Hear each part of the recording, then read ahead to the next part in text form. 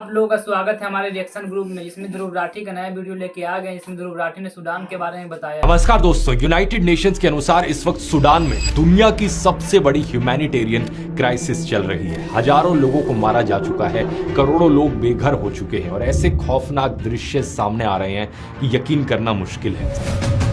27 अक्टूबर 2025 को L university की humanitarian research lab ने सूडान के एल फाशर शहर से कुछ सैटेलाइट इमेजेस की एनालिसिस जारी करी। इन इमेजेस में जो दिखा वो बहुत खौफनाक था। मुर्दा बॉडीज के कई ढेर, जिनके आसपास इतना खून फैला हुआ था कि सैटेलाइट से आसपास का एरिया रेड दिख रहा था। इस रिपोर्ट में बताया गया कि इस शहर में लोगों के घर जा जाकर इंडिजिनस नॉन अरब ट्राइब्स की सिस्टमैटिक एथनिक क्लिंजिंग की जा रही है। आइए समझते हैं कि एग्जैक्टली सूडान में हो क्या रहा है और उसके पीछे क्या कारण है। वीडियो शुरू करने से पहले दोस्तों, आज के दिन आपने देखा होगा कि एआई की फील्ड में कितनी तेजी से डेवलपमेंट्स हो रही हैं। अभी 2 दिन पहले गूगल ने अपना नया जेमिनी 3 मॉडल रिलीज किया। इलॉन मस्क की XAI ने अपना ग्रॉक 4.1 रिलीज किया और दूसरी तरफ एक चाइनीज कंपनी ने रिलीज किया किमी K2। ऐसे में इन सभी चीजों का ट्रैक रख पाना एक आम आदमी के लिए बहुत ही मुश्किल चीज है। आखिर आपको कैसे पता लगेगा कौन से प्लेटफॉर्म पर जाया जाए लेटेस्ट और बेस्ट एआई मॉडल इस्तेमाल करने के लिए? यहीं पर आता है दोस्तों AI फिएस्टा का सुपर मोड। एक सिंगल ऐप चल रहा है, इसका भी लिंक नीचे डिस्क्रिप्शन में मिल जाएगा, जरूर जाकर चेकआउट करना। अब अपने टॉपिक पर आते हैं। नक्शे में अगर हम देखें दोस्तों तो सूडान का देश अफ्रीका के ऊपर वाले हिस्से में इजिप्ट के बिल्कुल नीचे मौजूद है। इसके वेस्ट में है कई सारे अफ्रीकन देश, लिबिया, चैड और सेंट्रल अफ्रीकन रिपब्लिक जैसे, और ईस्ट में है रेड सी। वही रेड सी जिसके दूसरी तरफ सऊदी अरब और बाकी मिडिल ईस्ट मौजूद है। मिडिल ईस्ट की तरह ही लगभग 95% पॉपुलेशन सूडान की मुस्लिम्स है। स्पेसिफिकली कहा जाए तो सुन्नी मुस्लिम्स, लेकिन जो डिफरेंसेस यहां मौजूद है वो है लोगों की एथनिसिटी में।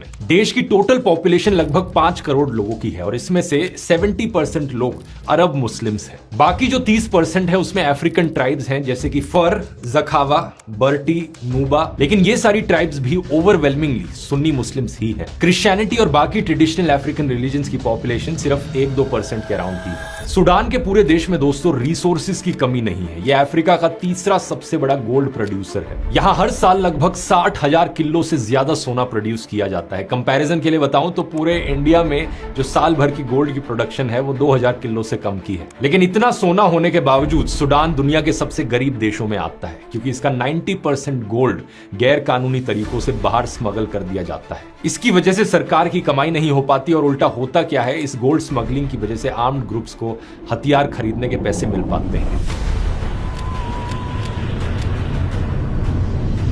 साल 1956 में ब्रिटिश इजिप्शियन रूल से आजादी मिलने के बाद सूडान ज्यादातर मिलिट्री और अथॉरिटेरियन रूल में ही रहा है। यहां सबसे लंबी डिक्टेटरशिप चलाने वाले जनरल उमर हसन अल बशीर ने साल 1989 में सिविलियन सरकार का तख्ता पलट किया था। The Sudan, for 58 years under the joint rule of Britain and Egypt, becomes an independent republic. इसके बाद उन्होंने सारी पावर को अपने पास कॉन्सेंट्रेट कर लिया और 30 सालों तक राज किया। इन 30 सालों में जो कुछ बुरा इमेजिन कर सकते हो वो इस देश के साथ हुआ। Economic crisis, corruption, inequality, civil war. साल 2011 में देश का बंटवारा तक हो गया जब साउथ सूडान से अलग होकर एक इंडिपेंडेंट कंट्री बन गया। इकोनॉमी की हालत इतनी बुरी है कि पिछले 17 सालों से जीडीपी नेगेटिव में रहा है। साल 2019 में इतनी खराब हालत झेलने के बाद लोग फाइनली प्रोटेस्ट करने उतरे। बड़े पैमाने पर प्रोटेस्ट हुए देश भर में अल बशीर के खिलाफ। Wednesday's protests in Omdurman were reported to be the largest in 3 weeks of demonstrations against the 29-year rule of President Omar al-Bashir. लेकिन फिर अनफॉर्चुनेट बात यह हुई कि इन प्रोटेस्ट को हाईजैक कर लिया गया 2 मिलिट्री जनरल्स के द्वारा। एक सूडान की आर्मी के general Abdel Fattah Al Burhan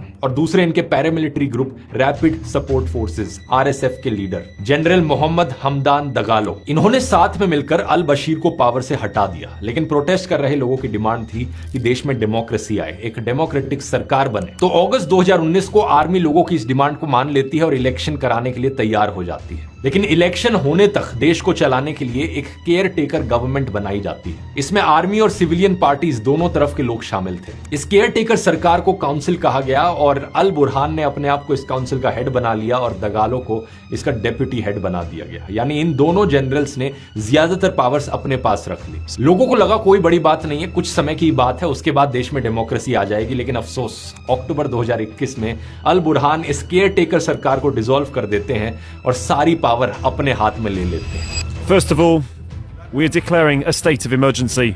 Second, we are dissolving the Sovereign Council and removing the the state's governors.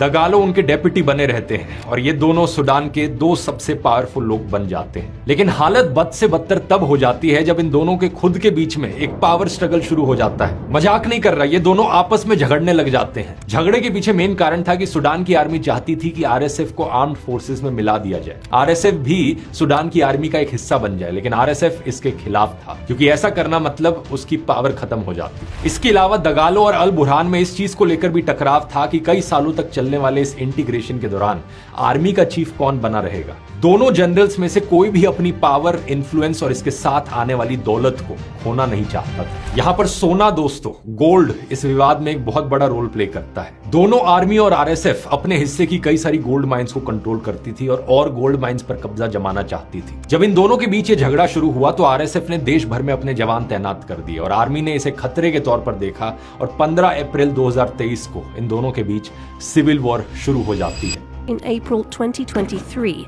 though it's disputed who fired the first shot. War की शुरुआत में आर्मी के पास ज्यादा रिसोर्सेज थे, उनके पास अपने लड़ाकू विमान थे, लेकिन आरएसएफ पिछले कुछ सालों में एक